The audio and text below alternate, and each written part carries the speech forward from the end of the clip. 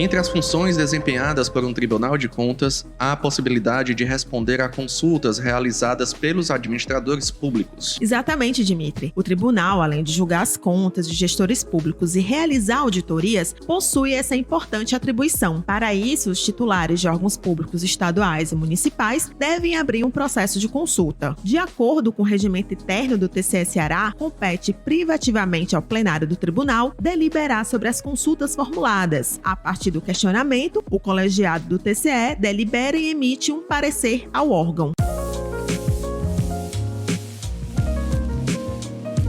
Podemos exemplificar com 2 casos bem recentes de processos consultados aqui no tribunal. Em janeiro agora, durante a sessão virtual do TCE Ceará, a Corte respondeu à consulta feita pela Fundação Cearense de Apoio ao Desenvolvimento Científico e Tecnológico, a FUNCAP. No caso, foi questionada a possibilidade de prorrogar prazos dos contratos de aquisição de passagens aéreas. Nessa consulta, a maioria do colegiado do TCE acompanhou o voto da relatora do processo, conselheira Soraya Victor, pela prorrogação dos contratos, respeitando as normas existentes. O outro caso, gente, foi a consulta feita pela Defensoria Pública Geral do Estado do Ceará quanto à possibilidade de envio de projeto de lei à Assembleia Legislativa para a criação de cargos na estrutura da Defensoria. Existem algumas regras para que um processo de consulta seja admitido em uma Corte de Contas. Exatamente, Carol. Para entendermos melhor sobre processos de consulta, vamos conversar com o Gustavo Pessoa. Ele é diretor de Recursos e Consultas da Unidade da Secretaria de Controle Externo do TCE Ceará. O processo de consulta ele é um processo bem peculiar,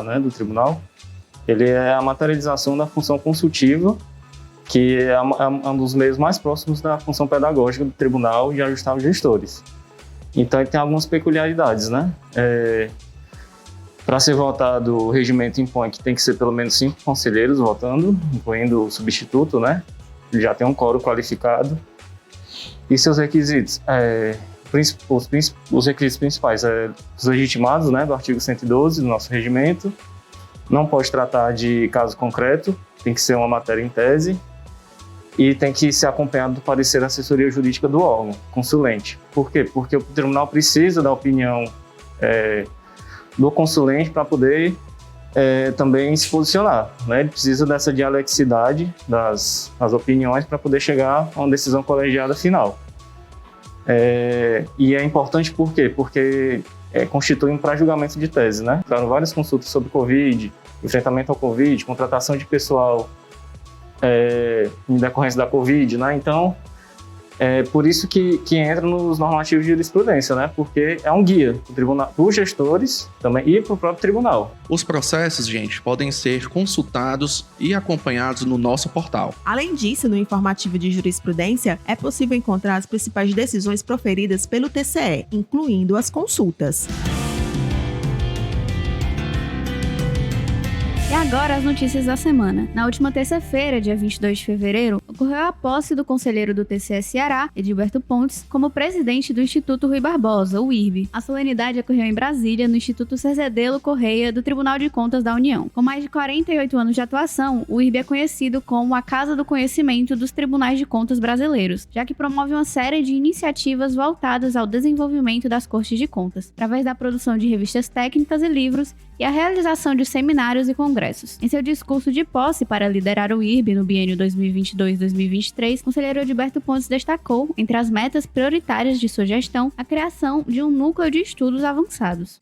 Assumo a responsabilidade de liderar o Instituto Rui Barbosa nos próximos 2 anos com muito entusiasmo. A casa que produz e dissemina conhecimento é motivo de júbilo para todos nós que integramos os Tribunais de Contas.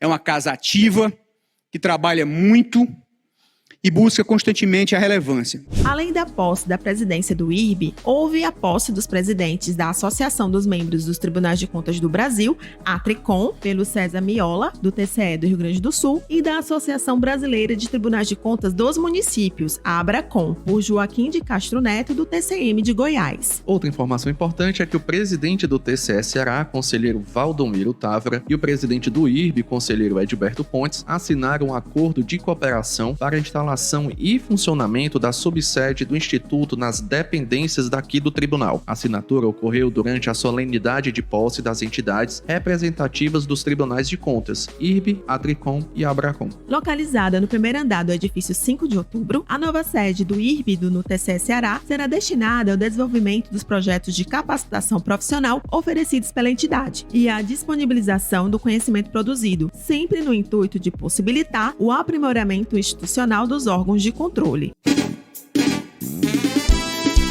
Ficamos por aqui, pessoal. Espero que tenham gostado do episódio de hoje. Se você tiver sugestão de tema ou alguma dúvida sobre algum assunto, envia pra gente. Faça como Rafaela, Alberto e Marcelo de Iguatu, que enviaram o e-mail para o comunicacau@tce.ce.gov.br. Essa foi mais uma edição do Conexão Cidadão, podcast oficial do TCE Ceará. A locução, Ellen Vasconcelos, Carolina Madeira e Dimitri Lima. Roteiro, de Ellen Vasconcelos e Carolina Madeira. E a produção, claro, da Assessoria de Comunicação. Até o próximo episódio. Até a próxima. Até semana que vem.